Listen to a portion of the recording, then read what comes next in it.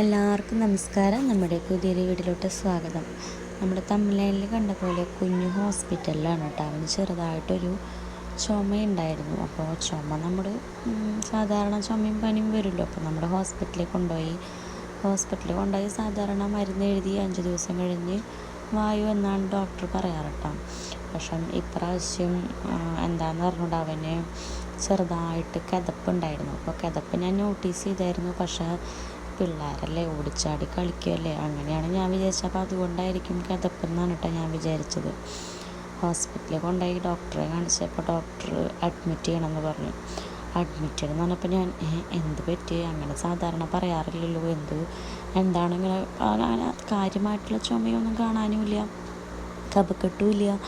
അപ്പോൾ അഡ്മിഷൻ്റെ കാര്യം എന്താണെന്ന് നമുക്കറിയില്ലല്ലോ. അപ്പോൾ ഡോക്ടർ പറഞ്ഞു കിതപ്പ് അങ്ങനെ നിസ്സാരമായി തള്ളാൻ പാടില്ല. നമ്മൾ കിതപ്പുണ്ടെങ്കിൽ നമ്മൾ നെബുലൈസേഷനൊക്കെ എടുത്ത് അത് ആൻറ്റിബയോട്ടിക്കൊക്കെ എടുത്ത് നന്നായി മാറിയതിന് ശേഷം പോകാൻ പാടുള്ളൂ എന്ന് പറഞ്ഞു. അപ്പം ഞങ്ങൾ ആകെ എന്താ ചെയ്യണ്ടേ, നമ്മൾ അഡ്മിഷന് വേണ്ടി വന്നതും അല്ലല്ലോ. അങ്ങനെ ഡോക്ടറോട് സംസാരിച്ചപ്പോൾ ഡോക്ടർ പറഞ്ഞു നമുക്ക് നെബുലൈസേഷൻ എടുത്തിട്ടൊരു 20 മിനിറ്റ്സ് കഴിഞ്ഞിട്ട് നമുക്ക് നോക്കാം, കുറയുന്നുണ്ടോ നോക്കാം. കാരണം അവിടെ റെസ്പിറേഷൻ റേറ്റൊക്കെ ഭയങ്കര കൂടുതലായിരുന്നു. അപ്പോൾ ഡോക്ടർ പറഞ്ഞു നമുക്ക് വെയിറ്റ് ചെയ്തിട്ട് ആദ്യം കാഷ്വാലിറ്റിയിൽ പോയിട്ട് നമുക്ക് നെബു എടുത്തിട്ട് നോക്കാം എന്ന് പറഞ്ഞു. അങ്ങനെ ഞങ്ങൾ ഒരു വട്ടം നെബു എടുത്തു. ഒരു വട്ടം എടുത്തിട്ടും കുറയുന്നില്ല. അത് കഴിഞ്ഞപ്പോൾ രണ്ടാമത്തെ നെബു എടുത്തു. അത് കഴിഞ്ഞപ്പോഴും വലിയ മാറ്റങ്ങൾ കാണുന്നില്ല. അങ്ങനെ മൂന്നാമത്തെ നെബു എടുത്തു. അങ്ങനെ 3 വട്ടം ഞങ്ങൾ നെബുലൈസേഷൻ എടുത്തു കേട്ടോ. ഞങ്ങളിപ്പോൾ ശനിയാഴ്ചയാണ് ഹോസ്പിറ്റലിൽ പോയത്. അപ്പോൾ ഓൾറെഡി പിന്നെ നെക്സ്റ്റ് സൺഡേ ആണ്. അപ്പോൾ ഡോക്ടർ ഉണ്ടാവില്ല. അപ്പോൾ ഞങ്ങൾ പറഞ്ഞു ഞങ്ങൾ വീട്ടിൽ പോയിട്ട് വരാം. നെബുലൈസേഷൻ വീട്ടിൽ എടുക്കാനുള്ള സൗകര്യമുണ്ട്, അപ്പോൾ വീട്ടിൽ പോയിട്ട് എടുത്തിട്ട് വരാമെന്ന് പറഞ്ഞു. അങ്ങനെ പൊക്കോളാൻ പറഞ്ഞു. അങ്ങനെ ഞങ്ങൾ സൺഡേ ഒക്കെ നെബുവൊക്കെ എടുത്ത് വീണ്ടും ഞങ്ങൾ തിങ്കളാഴ്ച പോയിട്ട്, അപ്പോൾ അത് ഹോസ്പിറ്റലിൽ കാഷ്വാലിറ്റിയിൽ ഇരുന്നിട്ട് നെബു എടുക്കുമ്പോൾ അവൻ്റെ സംഭവമാണ് കേട്ടോ. അവന് മാസ്ക് ഒന്നും വെക്കാൻ തീരെ താല്പര്യം ഉണ്ടായിരുന്നില്ല, കർച്ചയ്ക്ക്. അപ്പോൾ ഫോണും കാർട്ടൂണൊക്കെ കാണിച്ചിട്ട് മാസ്ക് ഒക്കെ വെപ്പിച്ചു കേട്ടോ. കുറച്ച് നേരം മാസ്ക് എടുക്കും, കുറച്ച് നേരം മാസ്ക് പിടിക്കും. എന്നാലും അവൻ മാക്സിമം അഡ്ജസ്റ്റ് ചെയ്തിരുന്നു കേട്ടോ നമ്മുടെ കൂടെ. നമ്മൾ 2 പേരും അതിൻ്റെ ഉള്ളിലോട്ട് കയറാനൊക്കെ അവർ സമ്മതിച്ചിട്ടുണ്ടായിരുന്നു.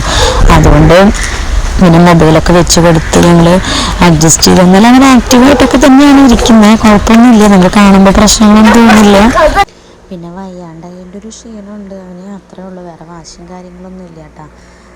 അപ്പോൾ ഇതൊക്കെയാണ് നമ്മുടെ ഇന്നത്തെ വിശേഷങ്ങൾ. അപ്പോൾ എല്ലാവരും കുഞ്ഞിന് വേണ്ടി പ്രാർത്ഥിക്കണം കേട്ടോ, എത്രയും പെട്ടെന്ന് ഭേദമാവാൻ വേണ്ടിയിട്ട്. അപ്പോൾ നമ്മുടെ ഈ യൂട്യൂബ് വീഡിയോയിൽ നമ്മൾ സന്തോഷവും ദുഃഖവും എല്ലാം നിങ്ങളായിട്ട് ഷെയർ ചെയ്യുന്നുണ്ട്. നമ്മുടെയൊക്കെ ലൈഫ് ജേണിയാണ് ഞാൻ ഷെയർ ചെയ്യാൻ ഉദ്ദേശിക്കുന്നത് കേട്ടോ. അപ്പോൾ എപ്പോഴും സന്തോഷവും യാത്രകളും മാത്രമൊന്നുമല്ല, നമ്മുടെ ലൈഫിലുണ്ടാവുന്ന ഇങ്ങനത്തെ കുഞ്ഞു കുഞ്ഞു വിഷമങ്ങളും എല്ലാം നമ്മുടെ ഒരു ഫാമിലി ആയിട്ടാണ് ഞാൻ നിങ്ങളെയൊക്കെ കാണുന്നത്. അപ്പോൾ എല്ലാവരും സപ്പോർട്ട് ഉണ്ടാവണം, കുഞ്ഞിന് വേണ്ടി പ്രാർത്ഥിക്കണം കേട്ടോ. ഈ ഒരു ഹോസ്പിറ്റൽ പോക്കോട് കൂടി എനിക്ക് മനസ്സിലായ ഒരു കാര്യം, നമ്മുടെ വീട്ടിലൊക്കെ അതായത് കുഞ്ഞു പിള്ളേരുകളൊക്കെ ഉള്ള വീട്ടിൽ ഏറ്റവും അത്യാവശ്യം വേണ്ട ഒരു മെഷീനാണ് നമ്മുടെ നെബുലൈസർ. കാരണം എന്താണെന്ന് വെച്ച് കഴിഞ്ഞാൽ കുഞ്ഞു കുഞ്ഞു ജലദോഷവും പനിയൊക്കെ വന്നു കഴിഞ്ഞാൽ നമുക്ക് അത്യാവശ്യം 1-2 വട്ടമൊക്കെ നെബുലൈസ് ചെയ്ത് കഴിഞ്ഞാലൊരു ആശ്വാസമൊക്കെ കിട്ടും. കാരണം നമ്മൾ ഹോസ്പിറ്റലിൽ പോണതിൻ്റെ സമയം വേറെ, പിന്നെ എന്താ പറയുക, അവിടുത്തെ ഫീസ് വേറെ. അപ്പം ഇങ്ങനത്തെ ഒരു മെഷീൻ നമ്മുടെ വീട്ടിലുണ്ടെങ്കിൽ അത്യാവശ്യം സ്റ്റാർട്ടിങ്ങിലുള്ള ചെറിയ ജലദോഷപ്പനികളൊക്കെ നമുക്കിതുകൊണ്ട് മാറ്റിയെടുക്കാമെന്ന് മനസ്സിലായി. പിന്നെ അത് നെബുലൈസ് ചെയ്യാൻ വേണ്ടി നമ്മൾ ഹോസ്പിറ്റലിൽ പോകേണ്ട കാര്യമില്ലല്ലോ. ഇപ്പോൾ കുഞ്ഞിന് തന്നെ അത് ഡെയിലി 2 വട്ടം 3 വട്ടമൊക്കെ നെബുലൈസേഷൻ പറഞ്ഞിട്ടുണ്ട്. അപ്പോൾ ഇതൊക്കെയാണ് നമ്മുടെ ഇന്നത്തെ വിശേഷങ്ങൾ.